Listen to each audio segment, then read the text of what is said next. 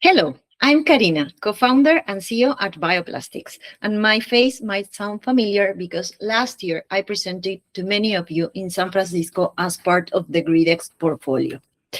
Wesley back then was very explicit, and he said that the space we are in, bioplastics, is a big graveyard, so we have to make very careful investments in this space.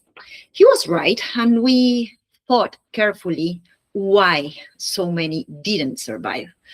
We concluded that cost was the main problem. And we thought, okay, our bioprocess needs sugar. So who has very cheap sugar so that we can lower the price of producing bioplastics? And then many things happened.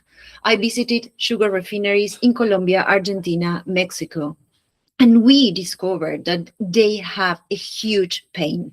Sugar prices are very low and volatile, and they need new revenue streams.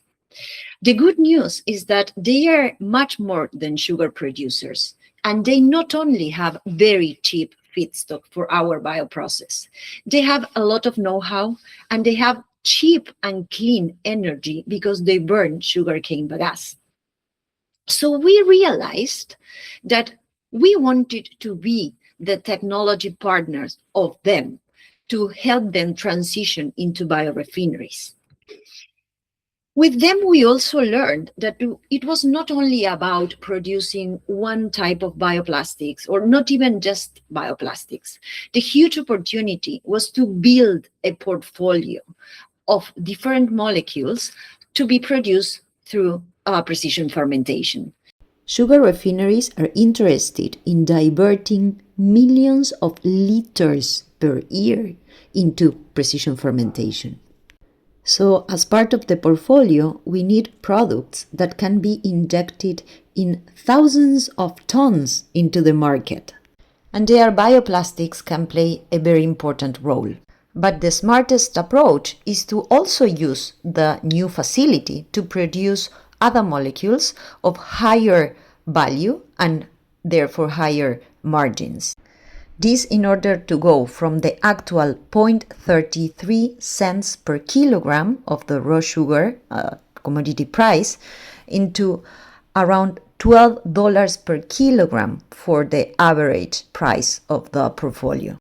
Of course, it is not feasible to pretend to develop all the strains in the portfolio, and it's not smart.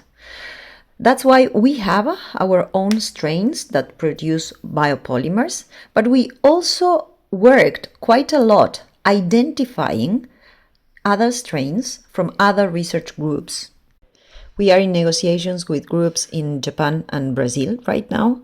They do have very interesting strains, and there our role will not be to do the engineering of the strains, but to optimize the bioprocess for sugar juice and to scale it.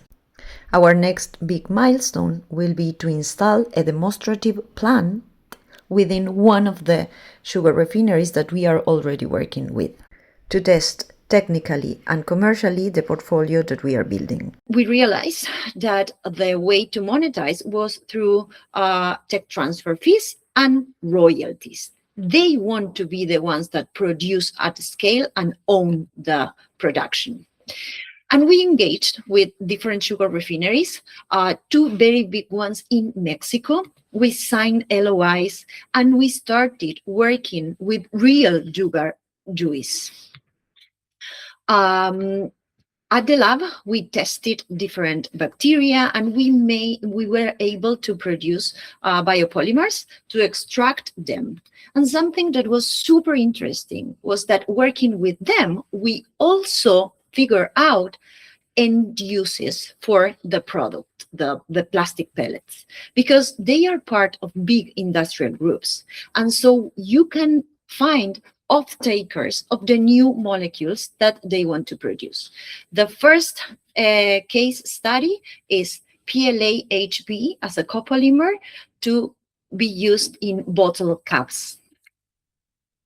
We also work in technical-economical analysis with real data for them, and we realized that CAPEX and OPEX are reduced drastically. And we realized that it was not just something going on in Mexico. The problem is all over Latin America. So you have over 500 different sugar mills that can become our clients. We signed LOIs with 3 of them, and other 2 are underway. Thank you very much.